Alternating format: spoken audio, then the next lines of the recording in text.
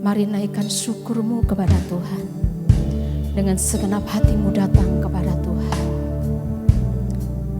Terima kasih Bapa.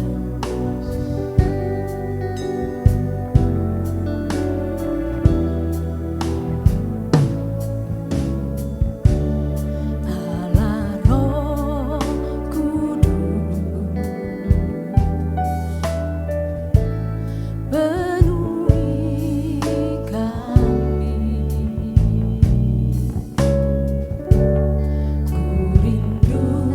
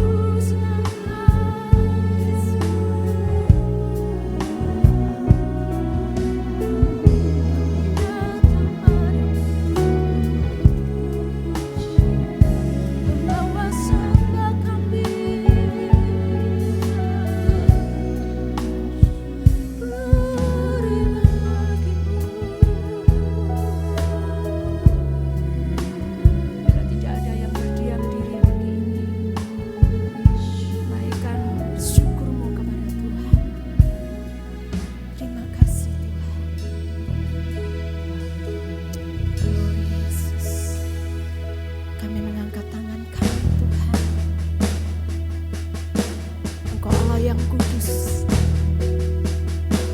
Engkau Allah yang layak menerima segala puji sembah kami pagi ini Tuhan. Terimalah hormat kami Yesus pagi ini. Terima kasih Tuhan. Ku sembah kudus, kudus, kuduslah Tuhan, dan ku sanjung Kau mulia, mulia bagimu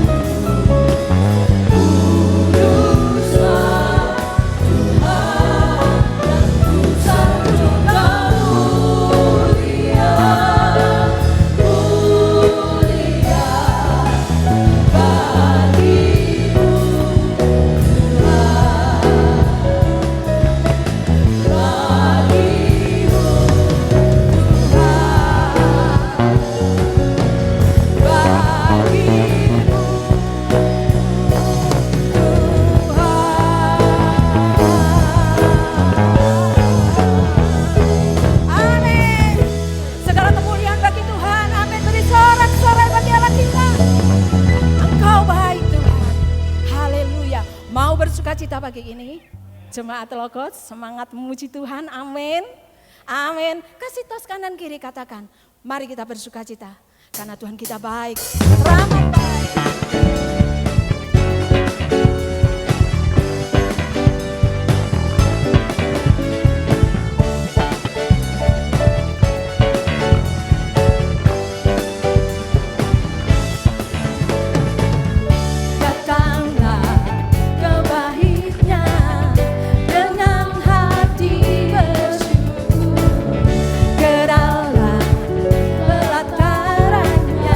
Dengan apa?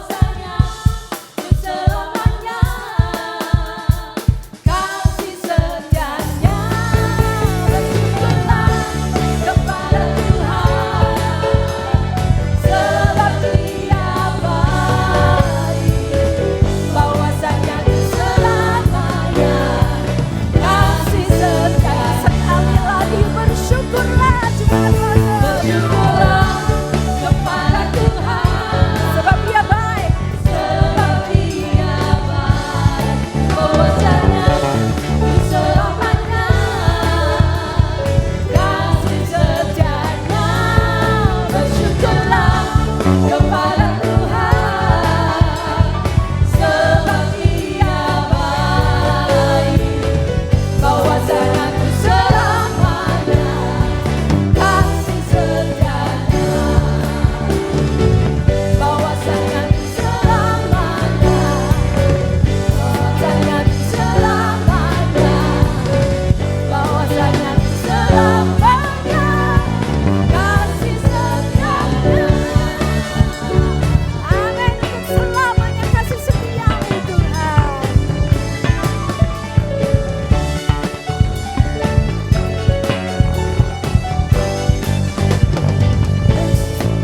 Syukurlah sekali lagi sorak-sorai bagi Tuhan kita. Silakan dulu Bapak Ibu yang dikasihi Tuhan. Haleluya. Kita meyakini bahwa Allah kita adalah Allah yang membuat mujizat dalam hidup kita. Amin. Amin. Percaya dan yakin. Maka Tuhan akan menyatakannya dalam hidup kita. Haleluya.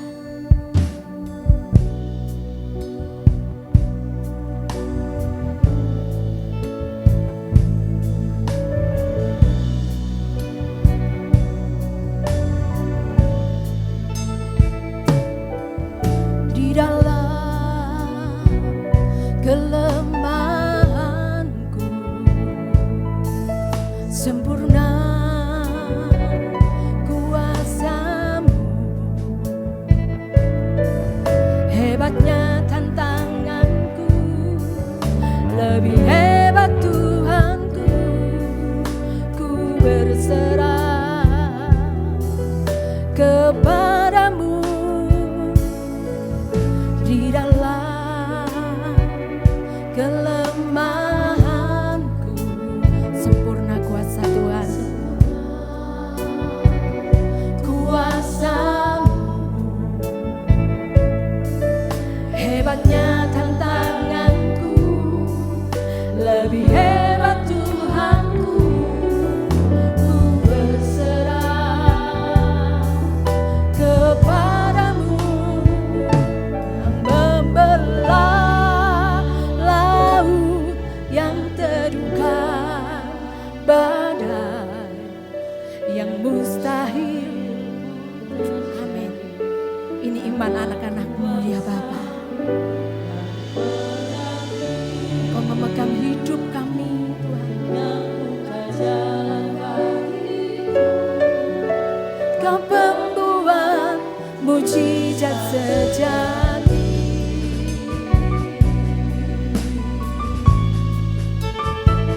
Mari dengan segenap hati kita katakan kepada Tuhan.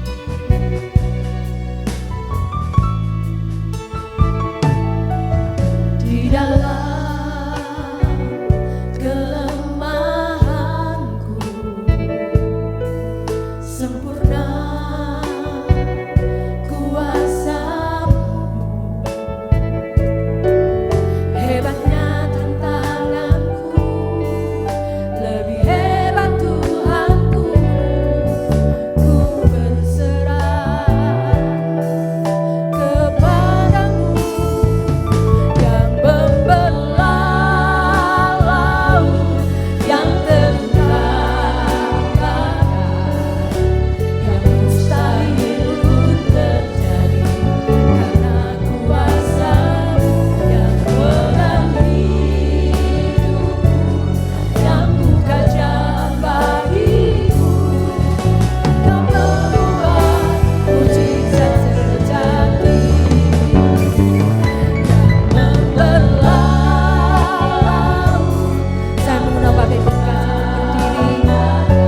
Mari angkat hati kita dengan iman, katakan kepada Tuhan. Walau dahulu Tuhan sudah membelah laut untuk bangsa Israel, Tuhan juga akan menolong kita saat ini. Kau membuat mujizat sejati, katakan yang membelah laut yang terduga, badai yang mustahil terjadi, karena kuasa-Mu yang berkati. Mengundang hamba yang untuk maju ke depan.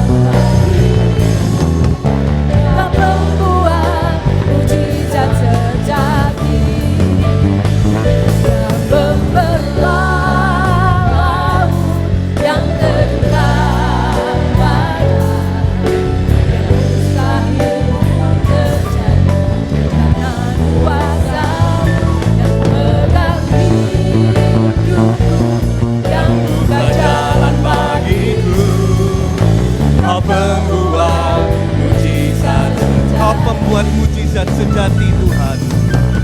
Kau pembuat mujizat sejati, mujizat sejati. Kau pembuat mujizat sejati. Berikan sorak-sorai kemuliaan buat Tuhan. Haleluya, haleluya, haleluya. Haleluya, haleluya, haleluya, haleluya. Haleluya. Terima kasih ya Bapa, kami percaya Engkau hadir di tengah puji-pujian penyembahan kami pada pagi hari ini. Tuhan, kalau 2000 tahun yang lalu Engkau sanggup berbuat mujizat, maka hari ini, hari yang sama, Engkau yang sama yang tidak pernah berubah, Engkau juga sanggup membuat mujizat dalam kehidupan kami. Oh Tuhan, satu hal yang sungguh kami rindukan, untuk melihat mujizat-Mu terjadi. Bukan mujizat dalam hal-hal yang jasmani ya Bapa, tapi yang terlebih penting lagi, mujizat perubahan dalam kehidupan kami. Mujizat dalam hati kami ya Bapa. Hati yang dahulu keras, hati yang dahulu tidak mengenal Engkau, hati yang dahulu memberontak kepada Engkau, bisa Engkau rubah menjadi hati yang lembut, hati yang penuh sungguh-sungguh kepada Engkau, hati yang selalu berharap, hati yang percaya bahwa Engkau adalah satu-satunya juru selamat bagi kami semua. Terima kasih ya Tuhan, terima kasih. Sungguh itulah mujizat yang terbesar yang kami rindukan, untuk kami boleh mengalami perubahan dalam kehidupan kami Tuhan. Semakin menyenangkan Engkau, semakin berkenan di hadapan-Mu. Terima kasih ya Tuhan, terima kasih. Engkau sudah mendengarkan Tuhan puji-pujian penyembahan yang dinaikkan oleh anak-anak-Mu di tempat ini. Alamatnya hanya bagi kebesaran dan kemuliaan nama-Mu. Berkati Tuhan mereka yang sudah terlibat dalam pelayanan pada pagi hari ini. Engkau limpahkan dia Bapa, karena Engkau Allah yang tidak pernah berhutang. Engkau mau ganti dengan berlipat kali ganda segala sesuatu yang mereka lakukan untuk Engkau. Terima kasih ya Bapa, terima kasih. Kami sambut Tuhan sebentar lagi firman-Mu pada pagi hari ini. Hanya dalam satu nama yang besar, itulah nama Tuhan Yesus Kristus, Juru Selamat kami yang hidup. Haleluya, kita mau sama-sama katakan amin. Silakan duduk kembali saudaraku. Terima kasih Bu Lis. Shalom. Puji nama Tuhan. Sebentar ya saudara. Seperti biasa, dengan tidak mengurangi rasa hormat, saya minta tolong untuk HP di silent. Ya, HP di silent, kalau perlu HP-nya ditutup dibalik. Oh nanti kalau baca Alkitab bagaimana? Saudara, di gereja ini bukan tempat membaca Alkitab. Ya, sekali lagi bukan tempat membaca Alkitab. Di gereja ini kita memuji Tuhan, kita menaikkan doa, menyembah, kita bersekutu dengan saudara seiman, dan kita juga mendengarkan apa yang Tuhan ingini dalam kehidupan kita. Kalau saudara mau baca Alkitab itu tempatnya di rumah, ya bukan di gereja. Karena kalau saudara membaca Alkitab di gereja, ya enggak salah sih, enggak salah ya. Kenapa kok kebiasaan dulu orang itu baca Alkitabnya di gereja? Karena pada zaman dahulu, saudara mungkin melihat ya, Yesus berdiri di bait Allah, di dalam bait Allah, membaca Taurat. Ya itu zaman dahulu, karena apa? Karena zaman dahulu saudara, Alkitab itu dicetak dalam kulit domba. Tidak semua orang punya kulit domba. Ya, tapi sekarang dengan kemajuan teknologi yang luar biasa, Alkitab ini sudah menjadi digital. Ya, kalau malah sekarang ini Alkitab ada yang bersuara, Alkitab suara. Ya, jadi kalau saudara misalnya nganggur di rumah, ya dengarkan Alkitab dalam bentuk suara. Ya, mulai dari kitab Kejadian sampai Wahyu itu dibacakan saudara. Jadi enak. Ya, jadi sekali lagi saudara, dengan segala rasa hormat, coba tolong HP di silent saudara, konsentrasi ke depan. Ya, saudara konsentrasi ke depan. Ini sedikit pesan juga ya untuk adik-adik atau untuk para orang tua murid di sini dari sekolah Bethel. Ya, hati-hati dengan, ini untuk pesan untuk kita semua sebenarnya ya. Hati-hati dengan pengajaran palsu yang sekarang ini berada di luar. Ya, pengajaran-pengajaran yang dibungkus dalam tanda kutip toleransi kepada agama lain. Ya, sekali lagi saya berkata maaf ya, tidak semua agama sama. Agama memang mengajarkan kebaikan. Semua agama mengajarkan kebaikan. Tapi hanya satu yang mengajarkan jalan keselamatan. Kenapa saya berbicara seperti ini? Karena akhir-akhir ini banyak sekali ya video-video di luar di sana yang seolah-olah menyamakan kekristenan itu dengan agama yang lain. Saya nggak ngerti kenapa, apa mereka mungkin sungkan ya, atau mereka nggak tahulah bermacam alasannya. Kalau kita disamakan dengan agama lain saudara, ya saudara bayangkanlah, anak saudara ini menyamakan orang tuanya dengan orang lain. Saya punya anak juga. Ya. Betapa sakit hatinya saya. Kalau anak saya itu nyamakan, oh dedinya sama orang lain. Coba saya ada satu klip yang bisa diputar ya. Klip video. Oh enggak cukup besar ya. Coba bisa dinyalakan. Sorga itu ada berapa? Ada nggak kira-kira pengumuman? Buddha ya, oh sorganya di situ. Kristen ya, oh ini yang sebelah situ. Oh Muslim, yang tengah yang agak besar gitu. Hindu itu yang agak kecil, kan nggak mungkin. Sorga itu cuma satu, Tuhannya satu, ya kan? Cuma itu. Cuma manusia aja yang bikin. Kalau Tuhan itu satu, 4 dari 5 agama di Indonesia itu ada yang salah. Enggak, karena yang pertama God is God. Dia terlalu luas untuk dibatasi oleh satu yang bernama agama. Dia terlalu luas gitu. Ini kan agama itu kan sama, kalau saya bilang sama seperti orang pegang gajah kan. Yang satu cuma pegang kakinya, dia bilang, wah Tuhan itu seperti pohon yang besar gitu. Satu pegang buntut, Tuhan itu kecil, halus, lembut sekali. Yang satu pegang kupingnya, Tuhan tuh luas tapi tipis gitu. Ya kan? Yang satu pegang belalainya, Tuhan tuh panjang gitu. Yang mana Tuhan? Terus apa itu namanya, gajahnya marah-marah gitu. Wow, kamu salah. Gajahnya senyum-senyum aja gitu. Ya, saudara, bukan kebiasaan saya untuk mengkritik pembicara. Ya, di sini saya tidak mengkritik pribadinya, tapi saya mengkritik apa yang beliau ucapkan. Karena saya sebenarnya termasuk salah satu fans beliau dulu. Ya, khotbahnya enak, ringan, gampang diterima. Tapi entah mengapa beliau mengeluarkan statement seperti begini. Ya, dan ini berbahaya, saudara. Karena beliau ini memiliki pendengar yang luar biasa banyaknya. Ya, jadi tempat ini saya mengingatkan sekali lagi kepada saudara. Coba kita buka satu ayat, Yohanes 14 ayat yang ke-6. Yohanes 14 ayat yang ke-6. Akulah jalan dan kebenaran dan hidup. Tidak ada seorang pun yang datang kepada Bapa kalau tidak melalui aku. Di sini jelas ya saudara.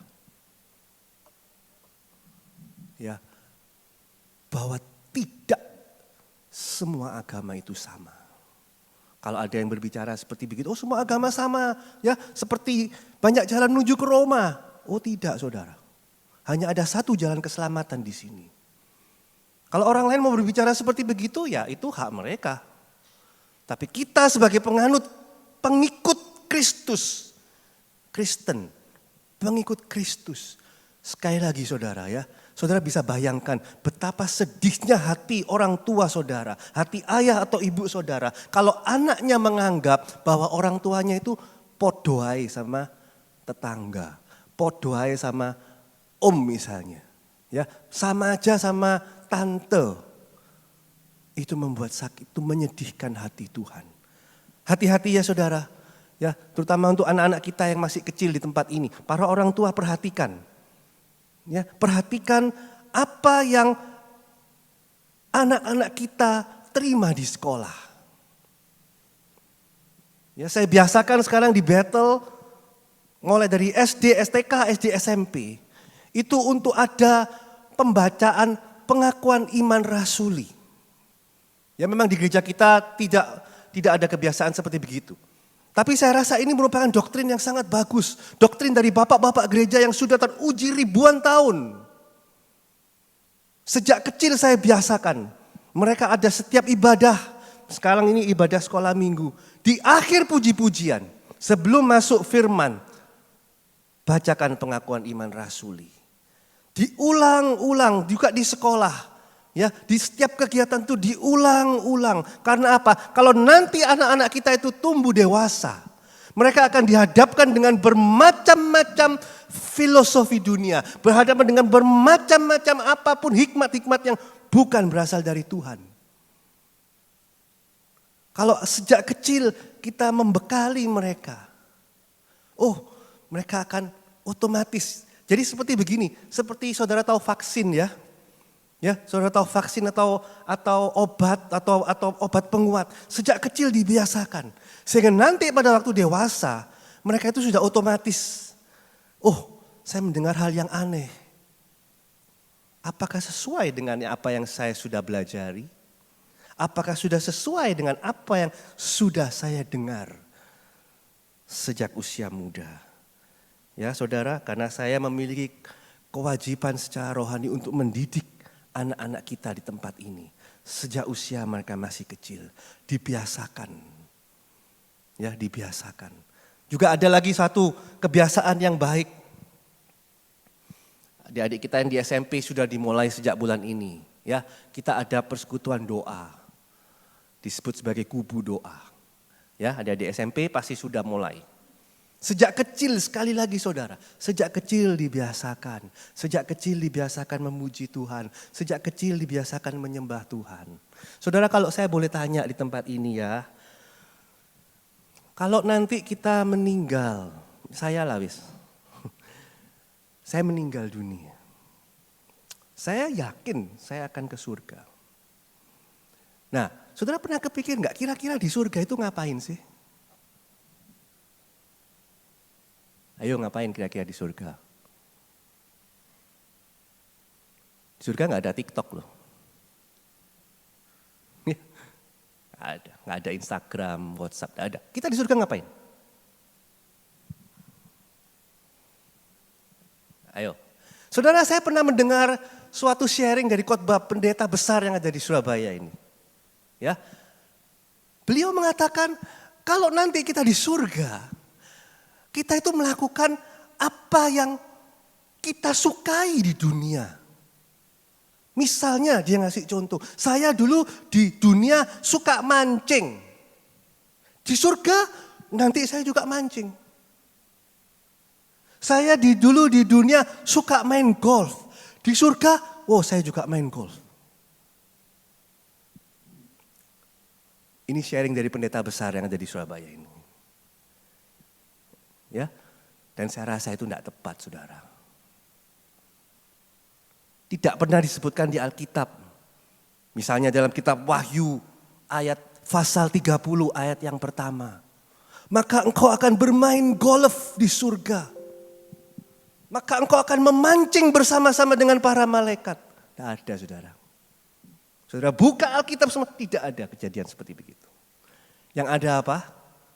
Yang ada kita memuji dan menyembah. Memuji dan menyembah. Ya, ini penting saudara. Adik-adik di tempat ini juga, ini penting. Ngapain kita di surga nanti? Ya, ini penting. Sejak kecil saya tekankan. Adik-adik SMP, setiap satu minggu sekali ada ibadah doa. Persekutuan doa. Kita latih sejak kecil. Kita didik sejak kecil. Ya. Dan juga hati-hati ya saudara, untuk para orang tua murid terutama. Jangan sampai anak-anak kita ini dimanfaatkan oleh orang-orang yang tidak bertanggung jawab. Ya, hati-hati. Hati-hati. Saudara, mari kita mulai. Judul khotbah saya pada pagi hari ini itu judulnya talenta yang dikubur. Talenta yang dikubur. Kita ambil dari suatu perikop, nggak usah dibaca semua ya. Perikop dari Matius 25 ayat yang ke-14 sampai yang ke-30. Matius 25 ayat yang ke-14 sampai yang ke-30. Saudara nggak usah, saya singkat saja ceritanya ini ya. Saudara dengarkan saya. Dikisahkan ada seorang tuan ya yang hendak bepergian ke luar negeri. Dia memiliki harta yang banyak. Ya, dia memiliki harta yang banyak. Sebelum dia pergi, dia panggil 3 hambanya. Hamba A, B, dan C. Pada hamba A dia bilang, kamu saya percayakan 5 talenta. Hamba B dia berkata, kamu saya percayakan 2 talenta. Hamba C dia berkata, kamu saya percayakan 1 talenta. Ya, ini tuan yang kaya. Kenapa saya bilang kaya? Karena dia bisa nitipkan hartanya kepada anak buahnya dan ditinggal pergi. Ya, berarti ini kekayaannya itu kalau orang bilang sudah turah-turah. Berlebihan. Karena apa? Karena 1 talenta itu nilainya sama dengan 20 tahun orang bekerja. Sekali lagi saya katakan 1 talenta itu 6.000 dinar. Ya, 6.000 dinar. Upah pekerja harian pada saat itu 1 hari 1 dinar. Berarti ada 6.000 hari. 6.000 hari kira-kira 20 tahun, Saudara. Ya, 20 tahun. Kalau diuangkan zaman sekarang itu kira-kira 1 miliar. Ya, dengan asumsi setiap bulan UMR 4,5 juta dikali 12 dikali 20. 1 miliar. Ya, dan tuan ini dengan tenang saja dia, tak tinggali ya kamu ya 5 miliar. Ini kamu tak tinggali ya 2 miliar. Kamu 1 miliar. Wah. Dan tidak cukup itu, Saudara. Namanya orang bepergian zaman dahulu, dia pasti bawa, ayo dong. Bawa apa dia? Bawa bekal. Ya, namanya orang bepergian, masa pergian cuman wes seadanya kan enggak. Apalagi zaman dahulu, Saudara. Zaman dahulu itu enggak ada Indomaret di pinggir jalan. Ya, enggak ada Red Doors yang bisa langsung, enggak ada, Saudara. Bepergian ke tempat yang jauh, dia pasti bawa bekal. Dia banyak harta-hartanya dibawa. Mungkin dia bawa pasukan untuk melindunginya. Ya, pada intinya dia dia seorang yang kaya. Dalam kisah berikutnya diceritakan bahwa hamba yang mendapat 5 dan 2 talenta ini mengerjakannya dengan sungguh-sungguh. Mereka mengelolanya dengan sungguh-sungguh.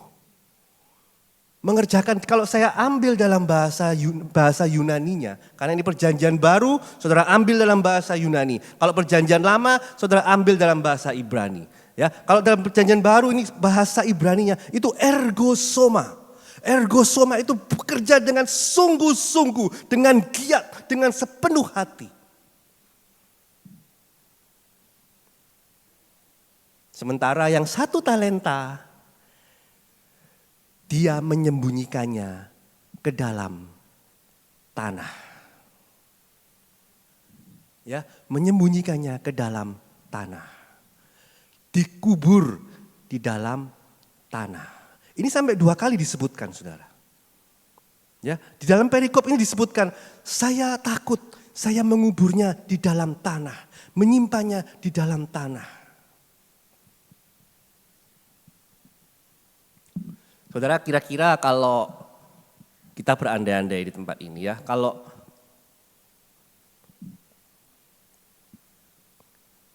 saya dapat uang nganggur.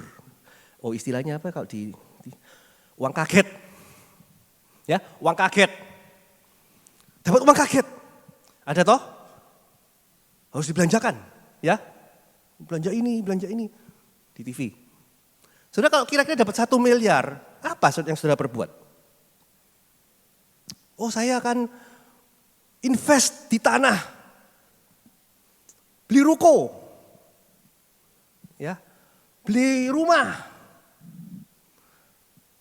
Pokoknya dalam properti.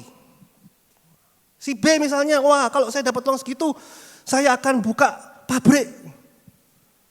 Atau pabrik nggak cukup mungkin 1 miliar ya. Oh, home industry. Ya. Atau saya buka mungkin kos-kosan kecil-kecilan. Atau saya mau invest di Indomaret. Seperti begitu. Bahkan ada orang-orang tertentu ya dapat uang kaget, dana hibah, dibelanjakan dengan hedon. 3 tahun yang lalu, saudara mungkin pernah dengar ya, di daerah Cepu, itu ada dusun yang dapat uang ganti dari Pertamina. Nilainya luar biasa loh saudara, sampai 20 miliar, ya sampai 15, pokoknya belasan miliar. Dan saudara tahu apa yang digunakan sama mereka? Mereka beli mobil. Sehingga desa itu dikenal dengan nama Desa Fortuner atau Desa Pajero. Karena itu favoritnya orang-orang di sana. 3 tahun yang lalu. Saudara lihat fast forward sekarang. Desa Fortuner, Desa Pajero jadi apa? Penduduknya kembali miskin, saudara. Kembali miskin. Kalau saudara lihat mungkin ya ada artis-artis.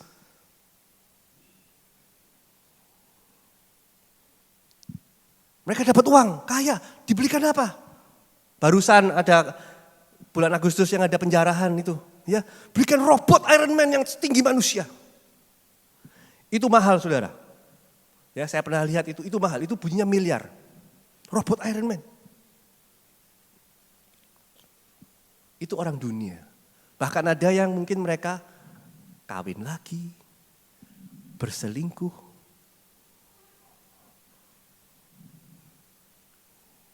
Dengan wanita-wanita nakal. Ya, penyakitnya manusia kan seperti begitu. Ya. Kalau ada yang lebih pintar lagi, Mark Zuckerberg. Mark Zuckerberg ini pemilik dari WhatsApp Anda. Ya, jadi setiap kali Anda berkirim WhatsApp, dia dapat uang. Dia juga pemilik Instagram, dia juga pemilik Facebook. Setiap kali Anda nge-like post, setiap kali Anda share link, dia dapat uang. Mark Zuckerberg. Mark Zuckerberg, apa yang digunakan? Digunakan untuk apa uangnya? Dia investasi sebesar 500 triliun untuk AI. 500 triliun. 500 triliun itu bayangannya ya saudara, saya kasih gambaran. Mungkin kita nggak ngerti 500 triliun itu apa. Ya, saudara, kalau saya kasih padanan, saya kasih referensi, belanja negara Indonesia selama 1 tahun, belanja negara Indonesia ini ya. Jadi Indonesia ini kan besar, penduduknya hampir 300 juta, 270 sekian. Ya, belanjanya pemerintahnya itu 1 tahun itu 3.000 triliun. Ya, 1 tahun pemerintah Indonesia itu 3.000 triliun. Nah, ini Mark Zuckerberg, dia buang uang sebesar 500 triliun. Jadi 1/6-nya dibuang untuk membangun AI. Artificial Intelligence. Ya, orang dunia mereka memakai untuk hal-hal yang demikian.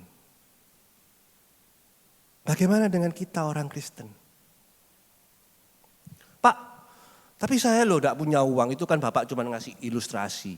Ya toh, saya enggak punya 1 miliar kok. Itu rekening saya cuma segini. Ya, kalau saya mau tarik dana, ATM-nya minta maaf. Maaf, saldo Anda enggak cukup. Mana bisa, Pak? Saudara, talenta ini bukan selalu artinya uang. Tidak. Apa yang kita terima dari Tuhan, ini talenta, saudara. Ya, apa yang kita punya dari Tuhan, itu talenta. Kita mungkin gak punya jumlah rekening yang sama dengan Mark Zuckerberg. Tapi kita memiliki waktu yang sama dengan dia. Betul ya? Ada di sini yang waktunya cuma 23 jam mungkin.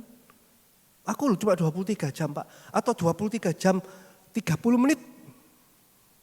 Atau mungkin, wah saya waktunya 26 jam. Ya, saya waktunya mungkin 28 jam. Ada yang seperti begitu? Tidak ada. Kita memiliki waktu yang sama. Waktu ini apa? Waktu ini kepunyaan Tuhan toh. Coba kita baca Roma 14 ayat yang ke-8. Roma 14 ayat yang ke-8. Sebab jika kita hidup untuk Tuhan. Dan jika kita mati, mati untuk Tuhan. Jadi baik hidup atau mati, kita adalah milik, kata adalah milik Tuhan. Nah pertanyaannya sekarang, apa yang sudah kita pergunakan untuk dalam waktu kita ini dipakai untuk apa? Kita pergunakan untuk apa? Sama dapat 24 jam kok. Dari orang yang paling kaya di dunia ini, Elon Musk, sampai kepada orang yang sederhana, waktunya sama saudara. Kalau orang barat sana, orang-orang dengan mungkin orang Amerika, mereka time is money. Ya, time is money. Karena itu kalau saudara nabung di bank, saudara dapat bunga. Makin panjang tabungannya, makin besar bunganya. Time is money.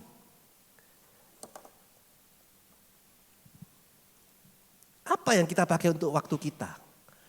Seharian nonton drakor. Seharian mungkin, aku tak lihat TikTok. Hati-hati ya saudara ya, saya lupa klipnya ini. Saya lupa baru ingat ini. Saudara tahu, di Korea Selatan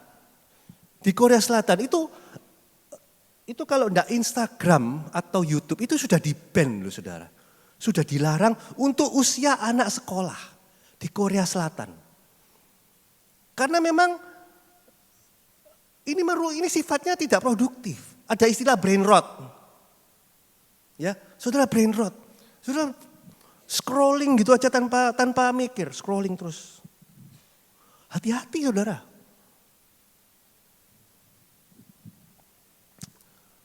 Pergunakan waktumu dengan baik. Saudara, beberapa saat yang lalu saya mendapat berkat kesempatan untuk pergi ke negeri Cina dengan Bu Gembala. Ya, saya terakhir ke sana itu tahun 2007. Jadi kira-kira ini 18 tahun yang lalu. Saudara tahu ya, di sana itu sungguh luar biasa. Dalam jangka waktu yang 18 tahun ini, mereka itu sudah berubah. Sampai hampir tidak mengenali. Orang di sana itu kan ada Grab juga ya, ada Grab, ada Gojeknya versi Cina. Ya, mereka itu kerjanya 20 jam. 20 jam. Sampai ada yang dibelani tidur di pinggir jalan. Jadi mereka enggak pulang. Sampai sebegitu majunya negeri ini. Dan ada pepatah Cina ya yang berkata, dalam kehidupan kita, dalam apa yang kita lakukan setiap hari ini, itu harus memenuhi 3 kriteria. Ini pepatah dunia ya, ini selingan. Memenuhi 3 kriteria di pepatah Cina. Kriteria pertama, apa yang kita lakukan dalam sehari-hari, ya itu apakah mendatangkan uang? Itu yang pertama. Yang kedua, kalau tidak datangkan uang, apa yang kita lakukan dalam kehidupan kita sehari-hari, tindakan kita, aktivitas kita. Yang kedua, kalau tidak datangkan uang, datangkan apa? Datangkan ilmu. Ya, datangkan ilmu. Kita melakukan tuh, kita dapat ilmunya enggak?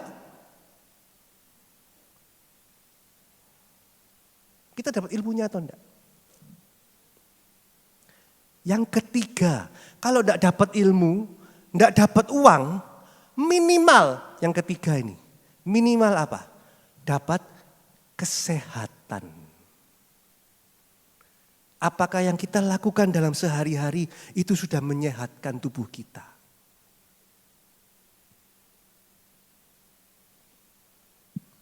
Dengan 3 prinsip ini saudara, Cina hanya dalam waktu 20 tahun, dia sudah bisa membuat Amerika khawatir.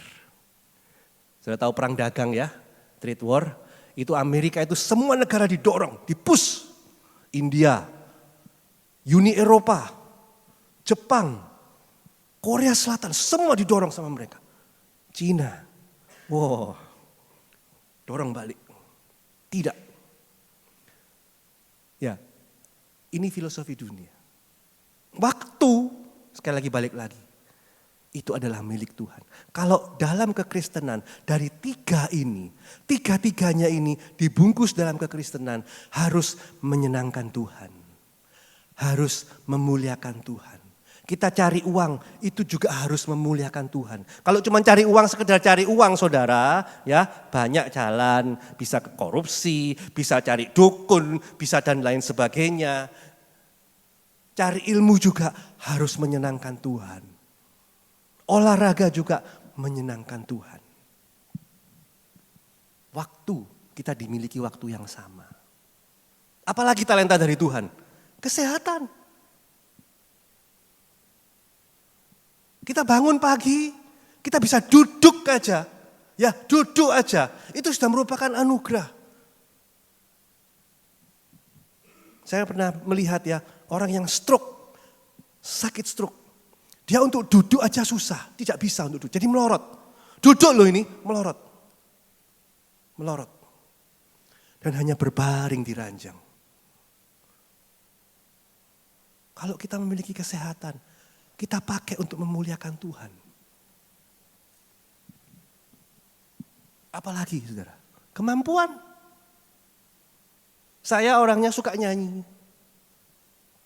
Ya, dan suara saya juga ya oke lah didengar. Enggak terlalu jelek juga. Saya pakai buat apa suara saya? Saya pakai untuk menyembah Tuhan. Saya pakai untuk memuliakan Tuhan. Setiap hari di sini jam 3 siang kita ada doa penyembahan. Ya, setiap hari doa penyembahan. Saudara yang mungkin rumahnya dekat di sini sekali lagi saya undang. Jam 3, ngilinginya gampang saudara. Jam 3, jam piro ya doa jam 3. Saudara tahu kenapa gampang? Karena saudara sepupu kita juga bantu ngasih tahu. Ya, saudara sepupu kita bantu ngasih tahu. Mereka jam 3 itu juga mereka berdoa. Ya, jam 3 mereka juga berdoa. Saudara kalau ingat jam 3 mendengar suara mereka berdoa, panggilan mereka berdoa. Saudara ingat di gereja Logos juga ada doa.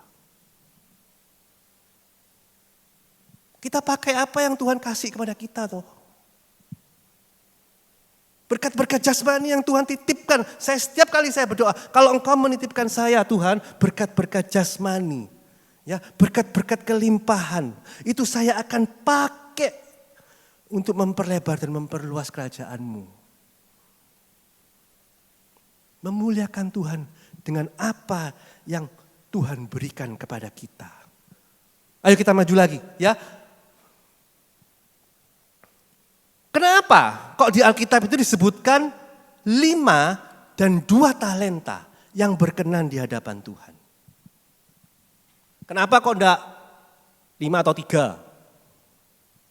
Atau 6 atau 3? Atau 7 atau 4? Kenapa kok khusus 5 dan 2?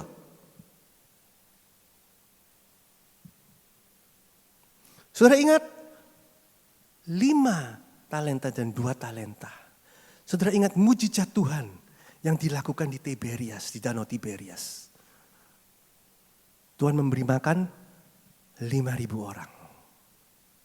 Tuhan pakai apa? Berapa roti dan ikannya? 5 roti dan 2 ikan. Ya, di Alkitab itu tidak ada barang yang kebetulan, saudara. 5 roti, mujizat memberi makan 5 roti 2 ikan. Itu dicatat dalam tiap Injil. Injil Matius, Markus, Lukas, Yahya. Ini menunjukkan betapa pentingnya pelayanan seperti begini. Dan apa yang dipakai? 5 roti 2 ikan. Menggambarkan arti rohani yang sama. 5 talenta dan 2 talenta. Melalui itu Tuhan ingin memakai apa yang kita miliki untuk pekerjaan Tuhan.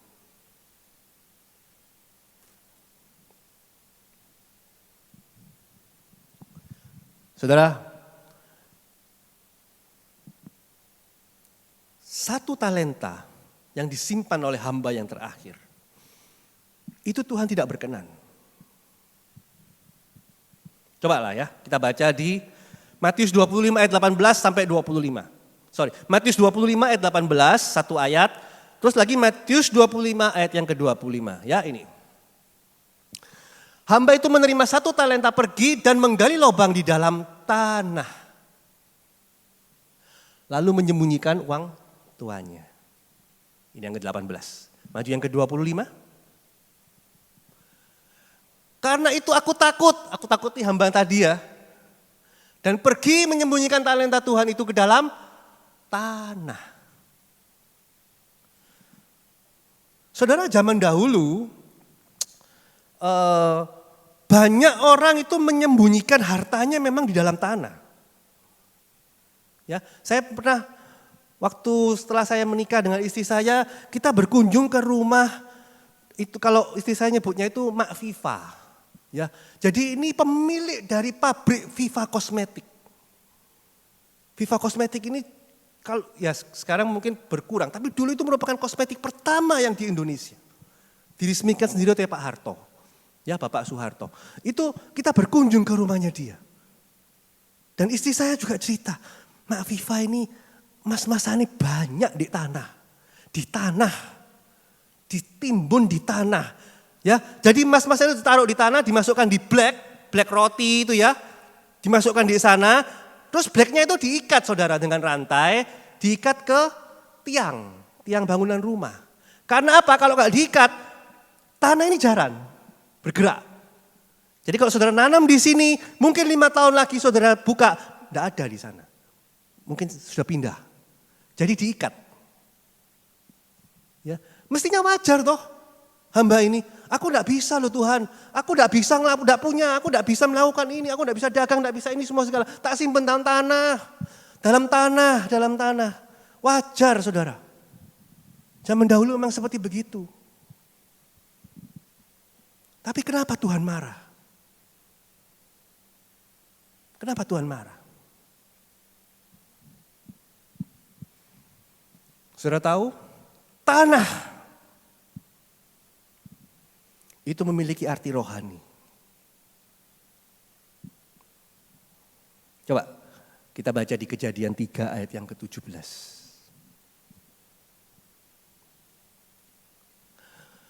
Ya, ini background story. Manusia jatuh ke dalam dosa. Hawa makan apel, bukan apel ya, buah pengetahuan baik dan jahat.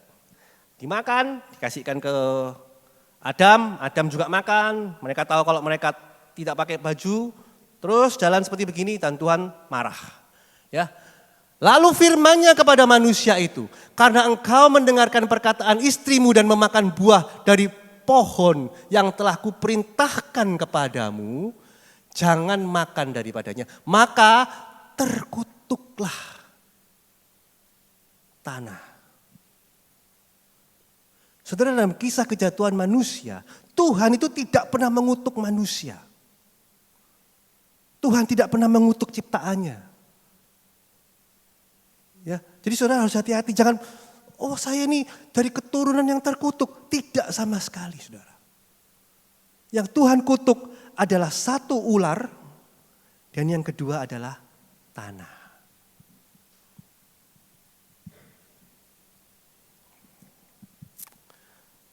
Maju ayat yang ke-19. Dengan berpeluh engkau akan mencari makananmu sampai engkau kembali lagi menjadi tanah. Karena dari situlah engkau diambil. Sebab engkau debu dan engkau akan kembali menjadi debu. Jadi tanah ini apa saudara? Tanah ini menunjukkan perbuatan-perbuatan kedagingan kita. Perbuatan-perbuatan nafsu kita. Ya, itulah sebabnya kalau hamba terakhir ini menaruh talentanya di dalam tanah. Ini menunjukkan bahwa dia memakai apa yang Tuhan sudah titipkan kepada dia untuk hal-hal yang jasmani, memuaskan nafsu kedagingannya. Ya, memuaskan nafsu kedagingan. Saya dapat uang segini, wah tak pakai pesta. Saya dapat uang segini, wah pakai lagi ke bar, night club. Bahkan mungkin punya selingkuhan dan lain sebagainya. Hati-hati. Ya. Untuk adik-adik kita yang tempat ini, kalian diberi waktu sama Tuhan. Apa yang Tuhan sediakan untuk kita? Tadi saya sudah bilang, ya di Cina itu waktu itu dipakai hanya untuk 3 hal. Kerja atau cari uang, nambah ilmu, atau olahraga. Semuanya harus berkenan di hadapan Tuhan.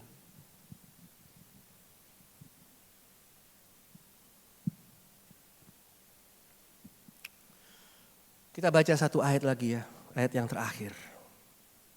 Ya, mungkin saya nggak akan perpanjang lagi ya. Ayat terakhir, Galati 5 ayat 19 sampai yang ke-21. Galatia 5 ayat 19 sampai ke-20. Perbuatan daging, ini ya. Perbuatan daging ini sama seperti apa? Menyimpan talenta kita di dalam tanah. Dikubur di dalam tanah. Dikubur di dalam tanah. Percabulan kecemaran hawa nafsu. Terus penyembahan berhala, sihir, perseteruan, perselisihan, iri hati, amarah, kepentingan diri sendiri, pencideraan, roh pemecah. Ayat yang ke-21. Kedengkian, kemabukan, pesta pora dan sebagainya. Terhadap semuanya itu kuperingatkan kepadamu, barang siapa melakukan hal-hal demikian, dia tidak akan mendapat bagian dalam kerajaan Allah. Hati-hati ya saudara. Apa yang Tuhan sudah titipkan kepada kita? Ya, apa yang Tuhan sudah titipkan kepada kita? Itu Tuhan akan minta pertanggungan jawab. Tahun lalu saya sudah pernah seksi di sini ya, pernah sharing di sini. Bulan Juni. Saya tuh cek kesehatan. Karena apa? Karena kalau saya olahraga, dada saya itu panas. Cek kesehatan. Di sini dokter di Indonesia di semua bilang itu asam lambung Pak, asam lambung, asam lambung, asam lambung. Sampai ganti bermacam-macam obat, ya enggak banyak membantu. Akhirnya saya cek dan diketahui setelah saya cek, itu saya ada buntu 95%. 95%. Saudara. Loh kok bisa? Padahal saya enggak makan yang aneh-aneh. Saya juga berolahraga. Terus dokter bilang, Pak, itu faktor genetika. Faktor genetika. Terus saya ingat, oh iya, papi saya dulu ya, Bapak Gembala dulu itu juga di ring.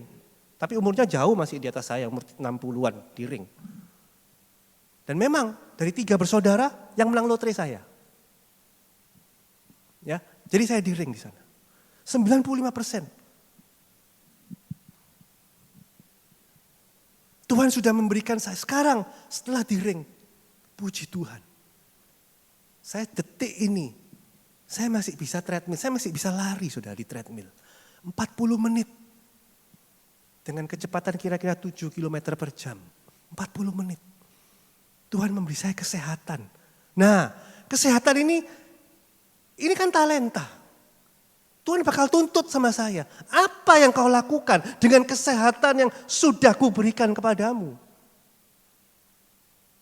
Bisa aja saya enggak mau saya enggak mau doa lah. Biar nanti itu aja pengerja yang doa. Saya tak jalan-jalan terus saja. Pergi kemana mungkin. Ke Jawa Tengah, kuliner. Kan banyak ya sekarang ya. Kuliner ini itu semua. Dengan kesehatan yang Tuhan berikan kepada saya bisa melakukan seperti begitu. Tapi hati-hati saudara. Tuhan akan menuntut. Kamu sudah saya kasih kesehatan. Apa yang kamu lakukan? Kamu sudah saya kasih waktu. Karena saya terus terang, saya setiap hari, waktu saya relatif fleksibel. Ya. Waktu saya Tuhan, sekali lagi Tuhan sudah berkati saya. Waktu saya fleksibel saudara. Apa yang saya lakukan dengan waktu saya? Tuhan akan tuntut.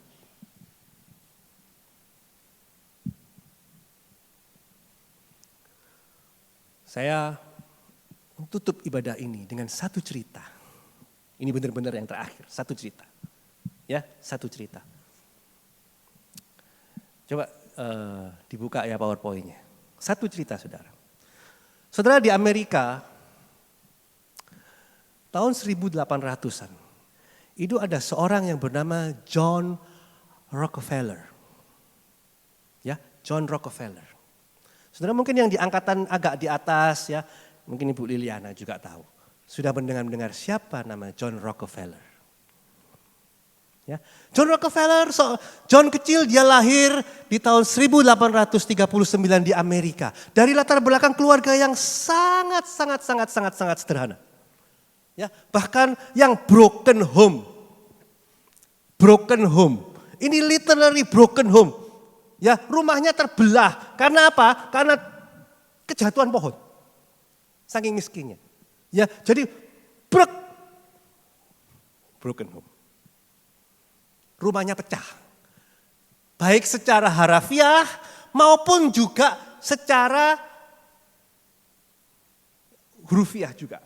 Secara nyata atau juga kiasan. Ya, karena apa? Karena ayah dari John ini dia selingkuh. Ya, ayah dari John selingkuh. Punya keluarga lain. Padahal dari keluarga miskin tuh saudara. Ya, jadi saudara jangan bilang, oh kalau selingkuh itu orang kaya tok. Enggak mesti orang kaya. Ya, ini papanya John tuh juga selingkuh sampai dia punya second family. Ya, tapi sejak kecil John ini dididik oleh ibunya dalam iman kekristenan. Penting ya, adik-adik, orang tua di tempat ini, didiklah anakmu dengan iman-iman kekristenan. Dan John juga dia menikah dengan wanita yang sama-sama beriman.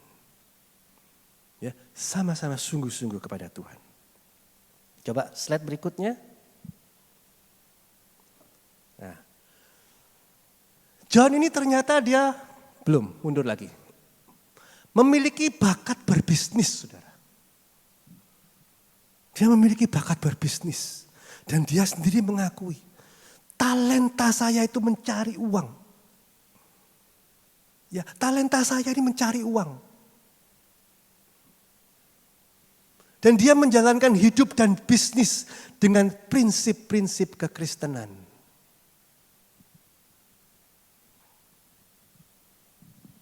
Prinsip-prinsip kekristenan. Sebutkan salah satu prinsipnya itu Lukas 12 ayat yang ke-48. Coba satu lagi. Lukas 12 ayat yang ke-48. B. Lukas 12 ayat yang ke-48b. Nah ini ya.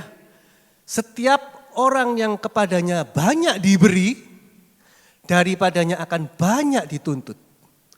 Dan banyak dipercayakan, akan lebih banyak lagi dituntut. Ini prinsip, kembali lagi ke PowerPoint ya. Ini prinsip dari John Rockefeller. Saudara, prinsip ini kan tahun 1800 toh. Nah, dikembangkan sampai pada zaman modern. Ditarik prinsip yang sama, ditarik apa? Saudara tahu siapa yang ngomong? Zaman modern ini? Omnya Spider-Man. Ya, omnya Spider-Man sudah tahu? Siapa? With great power comes great responsibility. Itu yang ngomong omnya Spider-Man ya. Tapi dari mana sumbernya dari ini? Lukas 12 ayat 48b. Dan ini juga dikembangkan oleh Rockefeller. Dia makin banyak diberi talenta kepada Tuhan. Ya, dipercaya kepada Tuhan melalui talenta dia berbisnis. Terus dipakai. Ya, dia juga perpuluhan sejak usia 20 tahun. Sejak pertama kali dia bekerja, dia sudah menyisihkan perpuluhan untuk Tuhan, untuk pekerjaan Tuhan. Dan dia juga baca Alkitab dan saat teduh setiap hari. Ya, setiap hari. Saudara, saya ngomong ini saya bukan ngomong kosong. Kalau saudara nanti pulang dari tempat ini, saudara bisa Google, bisa cari di Wikipedia. Ya, saudara bisa tanya AI, siapa itu John Rockefeller? Prinsip-prinsip kekristenan dia dijalankan dengan baik. Apa umur 20 John tahu-tahu jadi kaya? Tidak, dia anak orang biasa, orang miskin lagi. Ya, rumahnya terbelah kena pohon. Tapi sejak usia muda dia sudah setia. Ya, setia. Kelihatannya kecil. Saat teduh setiap hari. Baca Alkitab. Pakai talenta yang Tuhan sudah berikan kepada dia. Talentanya apa? Kebetulan dia talenta berbisnis. Coba slide berikutnya lagi.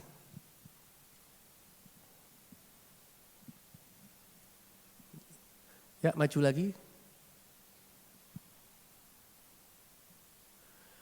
Dalam usia dia yang ke-33 tahun, dia menjadi seorang miliuner. Ya, menjadi seorang miliuner. Dalam usia yang ke-53 tahun, dia menjadi bilioner pertama di Amerika. Saudara Google, tanya AI, siapa bilioner pertama di Amerika? Yang keluar John Rockefeller. Tahun 1910 perusahaannya menjadi yang terbesar di Amerika. Sudah tahu perusahaannya John Rockefeller ini apa? Perusahaan minyak. Bensin itu loh. Ya, semua orang butuh bensin, bahkan sampai sekarang semua orang butuh bensin, bahkan sampai dioplos, ya. Lo bensin kok dioplos? Tapi Rockefeller tidak melakukan seperti begitu. Dia memegang prinsip-prinsip dari kekristenan. Dan dia menjadi orang terkaya kedua dalam sejarah. Tadinya pertama, ya. Tapi baru ini aja minggu lalu disalib sama Elon Musk. Tadinya John Rockefeller menjadi orang terkaya dalam sejarah. Dengan kekayaan 400 billion US. 400 billion US ini saudara, bayangannya tadi itu kira-kira 7.000 atau 6.000 triliun. Ya, 6.000 triliun. Tadi belanjanya Indonesia berapa? Ada yang masih ingat? 3.000 ya? 3.000 triliun. Ini kekayaan John Rockefeller ini 6.000 triliun. Jadi dia bisa ngasih makan orang satu negara 2 tahun.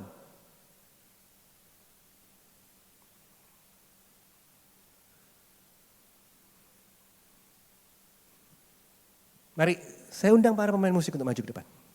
Ya, dia bisa ngasih makan orang satu negara 2 tahun.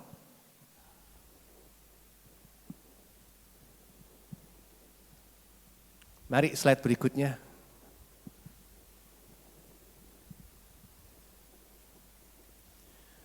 John Rockefeller ini melayani Tuhan dengan kekayaannya. Ya, melayani Tuhan dengan kekayaannya. Dia nggak cuma ngasih perpuluhan, saudara. Dia ngasih lebih dari itu. Di usia yang ke-45 tahun, dia memberi 100.000 per tahun. Nambah lagi, dipercaya sama Tuhan. Terus bisnisnya berkembang, usia 53, dia ngasih $1 juta per tahun.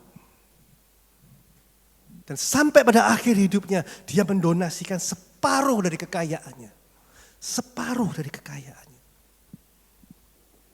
Dan kehidupannya diisi dengan membangun gereja, sekolah, rumah sakit, perpustakaan, bahkan penelitian obat. Saudara kalau pernah dengar University of Chicago, itu salah satu Ivy League juga, terutama untuk business school. University of Chicago itu yang bangun, itu Rockefeller. Ya, yang bangun itu Rockefeller.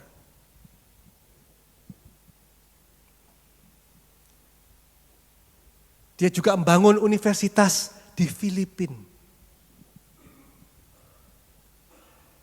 Ya, dia membangun universitas di negara lain. Bahkan dia juga membangun medical school di Peking, di Cina. Ya, saya enggak hafal, makanya saya baca aja.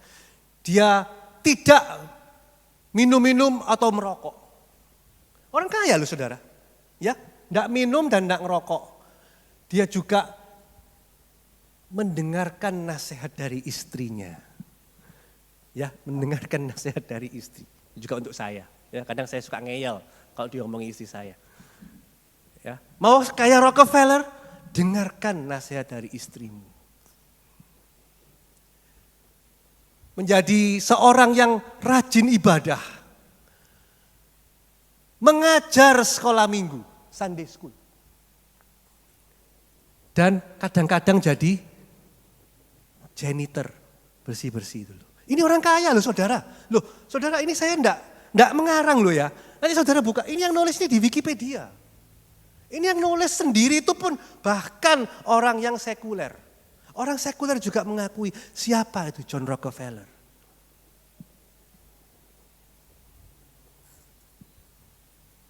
Religion was a guiding force through his life and believe it to be the source of its success. Dia berpegang dengan prinsip-prinsip kekristenan.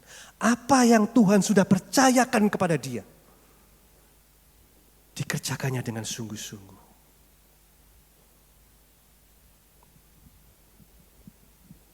Mungkin di sini apa yang dipercayakan oleh Tuhan mungkin kelihatannya belum banyak. Ya, tapi kita itu seperti nabur loh saudara. Ya seperti menabur. Apa yang kita lakukan sekarang mungkin bukan kita sendiri yang menerimanya. Kalau saya berada di tempat ini sekarang dengan segala berkat yang Tuhan sudah sediakan, dengan segala berkat yang Tuhan sudah kasih, anak saya berada di tempat ini dengan segala macam kelimpahan. Saya yakin itu bukan dari saya. Itu dari sebagian juga dari apa yang engkong saya dulu lakukan. Opa saya dulu saudara, ya kalau pelayanan itu zaman dahulu itu kan jalannya kan belum seperti sekarang. Ya, enggak ada Grab, enggak ada Gojek, enggak. Dia harus naik sepeda motor sendiri. Ya, dari kehujanan basah sampai kering, sampai basah lagi. Ini saking jauhnya perjalanannya. Ya, dia pergi ke Madura, dia melayani itu lewat laut. Jadi lewat laut menuju pulau kecil di Madura, dia pelayanan di sana. Itu engkong saya. Sungguh-sungguh.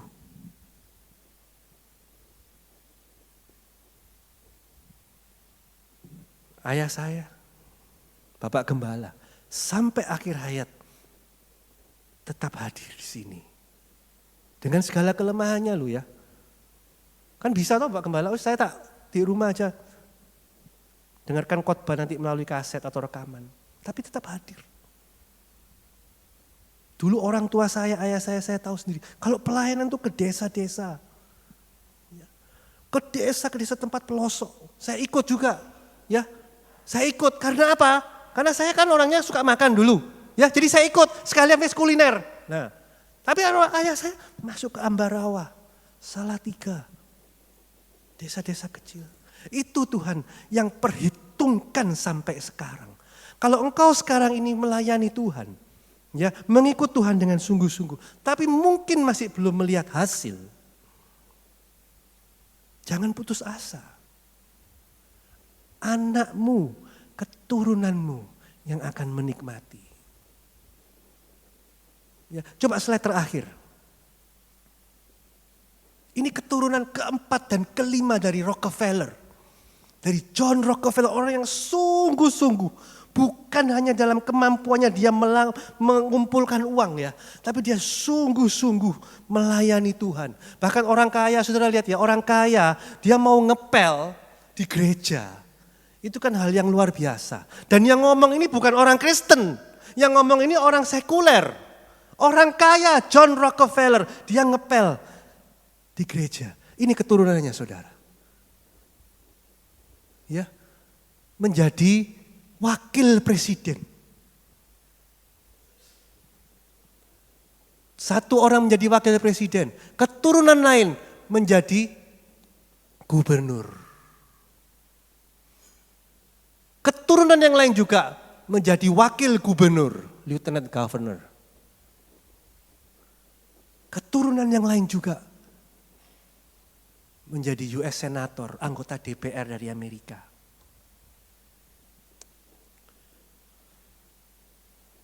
Saudara,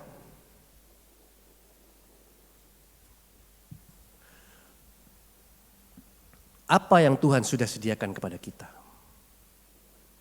Dan apa yang kita lakukan untuk membalas kebaikan Tuhan?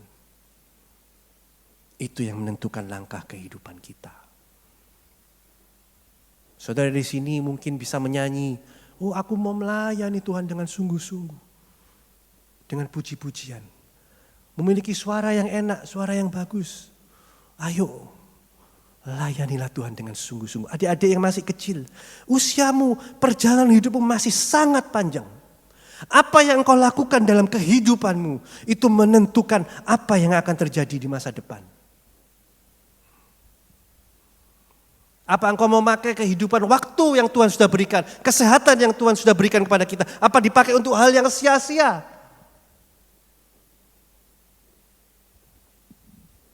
Dengarkan program dari guru-guru kalian yang ada di sekolah. Ya, karena sekali lagi program itu dididik, diatur untuk mendidik kalian sejak usia masih kecil. Menerapkan prinsip-prinsip kerohanian. Ya, untuk orang tua yang berada di tempat ini juga. Apa yang kita didikkan kepada anak kita menentukan akan menjadi apa dalam kehidupan mereka di masa depan. Haleluya. Kita tundukkan kepala, saudara.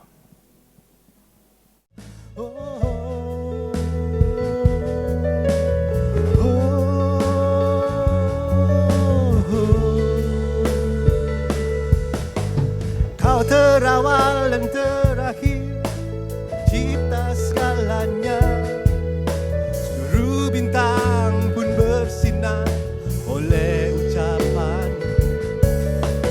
Kau pun mengasihiku, menulis hidupku. Tak henti segenap nafasku, menyembahmu selalu puji. Ku sembah Tiada seperti-Mu, ku ingin hidup. Mari bersama-sama kita menaikkan puji sambil bangkit berdiri. Mari kita bangkit berdiri. Segala puji,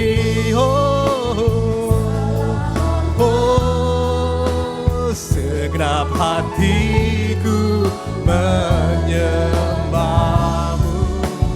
Terimalah segenap hidupku sebagai persembahan.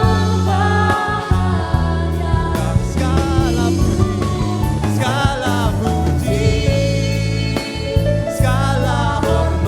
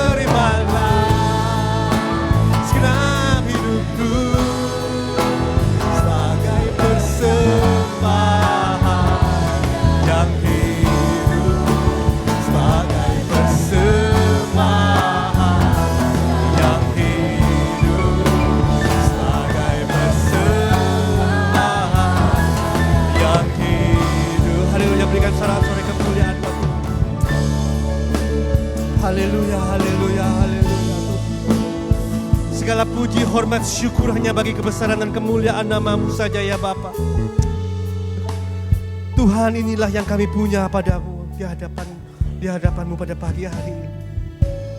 Hati yang bersyukur, jiwa yang memuji Engkau, jiwa yang ingin menyenangkan Engkau dengan segenap hati kami, dengan seluruh kemampuan kami Tuhan, dengan segala apa yang sudah Engkau berikan kepada kami. Baik itu merupakan berkat-berkat jasmani, berkat-berkat materi Tuhan, bahkan mungkin waktu yang sudah Engkau sediakan untuk kami semua. Biarlah kami gunakan seluruhnya untuk hormat kebesaran kemuliaan nama-Mu saja ya Bapa. Juga pada sampai hari ini kami boleh berada di tempat ini berdiri dengan tubuh yang sehat, dengan tubuh yang segar, tidak kekurangan suatu apapun. Semuanya hanya bagi kebesaran kemuliaan nama-Mu. Semuanya hanya bagi glory to you God. Kami sudah mendengarkan Tuhan apa yang menjadi isi hati-Mu pada pagi hari ini. Menyenangkan Engkau Tuhan. Melayani Engkau dengan talenta yang sudah Engkau berikan kepada kami. Biarlah semuanya ini boleh kami simpan Tuhan. Dalam kehidupan kami. Dalam hati kami. Dan kami lakukan dalam tiap-tiap langkah-langkah kehidupan kami. Sehingga kehidupan kami menjadi kehidupan yang beruntung. Yang selalu beserta dengan Engkau. Yang selalu mempergunakan talenta-Mu dengan sebaik-baiknya. Terima kasih ya Bapa, terima kasih. Kami serahkan sisa ibadah kami pada siang hari ini. Hanya dalam satu nama yang besar. Itulah nama Tuhan Yesus Kristus, Juru Selamat kami yang hidup. Haleluya. Amin.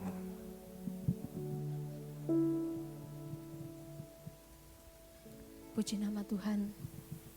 Terima kasih untuk firman-Nya, Bapak Michael yang begitu luar biasa mengingatkan kita semua. Saya dan kita semua kasih senyum kanan kiri, katakan, ayo belajar memuliakan Tuhan. Jemaat Logos, ayo belajar memuliakan Tuhan. Dipersilakan untuk sekolah minggu yang akan bersamakan pujian bagi kita semua.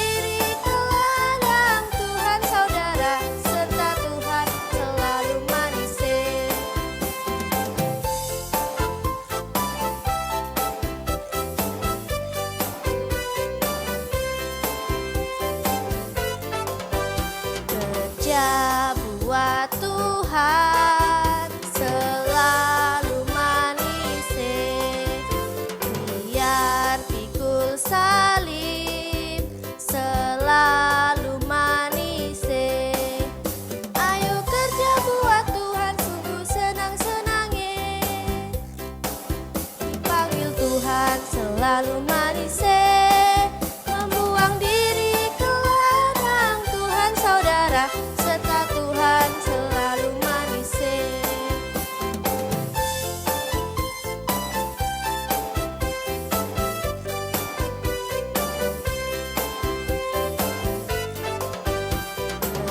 Kerja buat Tuhan selalu manis, biar pikul salib selalu manis. Ayo kerja buat Tuhan, sungguh senang-senangnya. Dipanggil Tuhan selalu manis, membuang diri ke ladang Tuhan saudara, serta Tuhan selalu manis.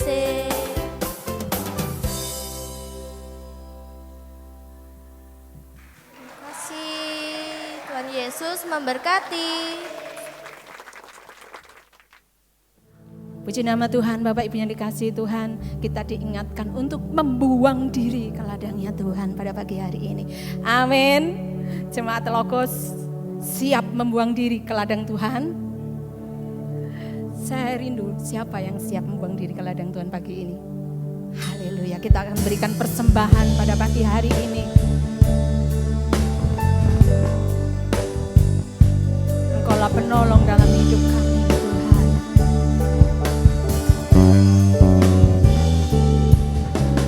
Penolong yang selalu setia, memenuhi keperluanku. Tak pernah Dia mengecewakan. Yesusku tak pernah gagal. Segala perkara dapat ku tanggung di dalam Dia yang memberi kekuatan. Tuhan Yesus penolong dan sahabat, tetap percaya Tuhan setia.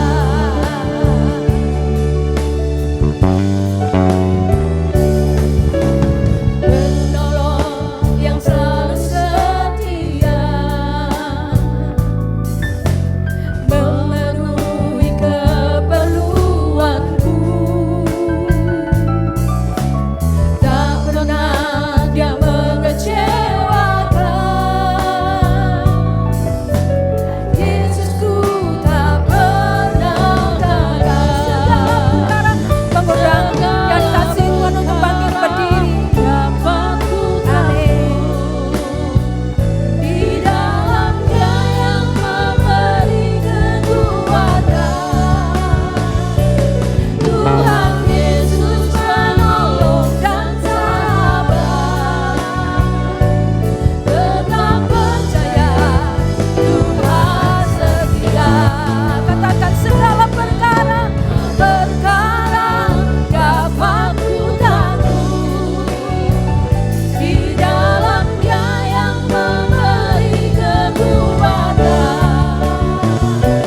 Tuhan Yesus penolong dan sahabat, tetap percaya Tuhan setia. Mengundang hamba-Nya untuk maju ke depan untuk menutup ibadah pada pagi hari ini.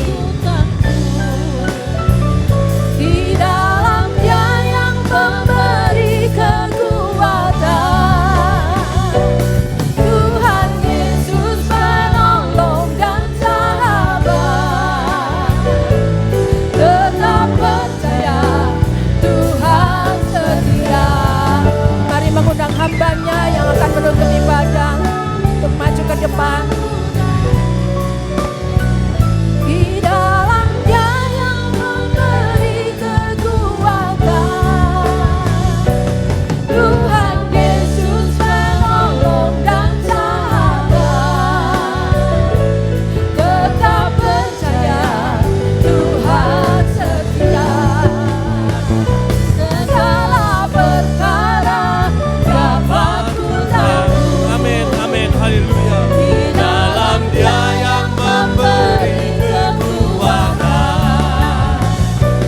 Tuhan Yesus penolong dan sahabat, Tetap percaya, Tuhan tetap percaya,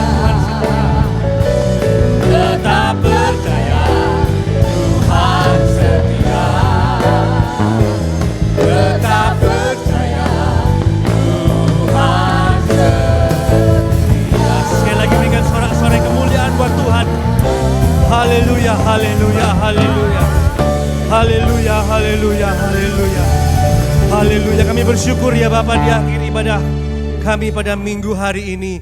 Alamatnya hanya bagi kebesaran dan kemuliaan nama-Mu saja ya Tuhan. Kami sudah mendengarkan puji-pujian penyembahan kami.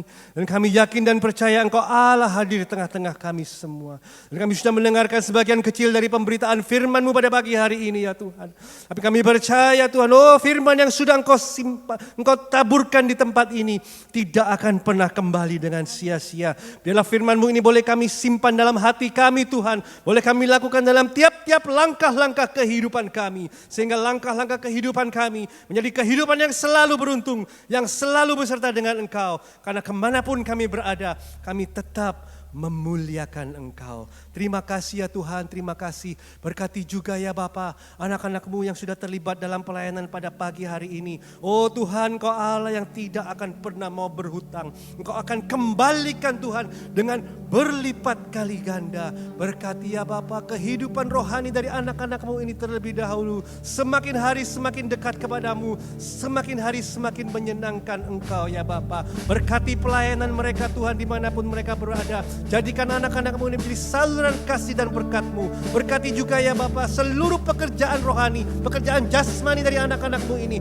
Apapun Tuhan yang mereka lakukan, oh Engkau mau limpah-limpahkan dan Engkau mau cukupkan. Karena melalui berkat-berkat jasmani yang Engkau titipkan kepada kami semua, boleh kami pakai guna hormat kebesaran kemuliaan nama-Mu untuk memperlebar dan memperluas kerajaan-Mu Tuhan. Dan juga untuk menjadi saluran berkat di mana kasih-Mu itu dibutuhkan. Berkati juga ya Bapa untuk jemaat-Mu yang sudah hadir di tempat ini. Oh siapapun Tuhan yang mereka yang datang dengan berbeban berat, mereka yang datang dengan segala macam persoalan, oh bahkan sakit penyakit, kami percaya Engkau Allah yang sanggup membuka jalan, Engkau Allah yang sanggup memulihkan dan menyembuhkan semuanya itu. Terima kasih ya Tuhan, terima kasih. Biarlah ya Bapa pada pagi hari ini kami boleh pulang Tuhan di tempat ini dengan membawa kasih karunia Allah yang besar, kasih karunia dari Allah Bapa, damai sejahtera dari Tuhan Yesus Kristus, serta persekutuan dengan Roh Kudus menyertai kita semua mulai dari sekarang, esok, bahkan sampai kedatangan Tuhan Yesus yang kedua. Immanuel, Allah beserta kita. Haleluya, amin.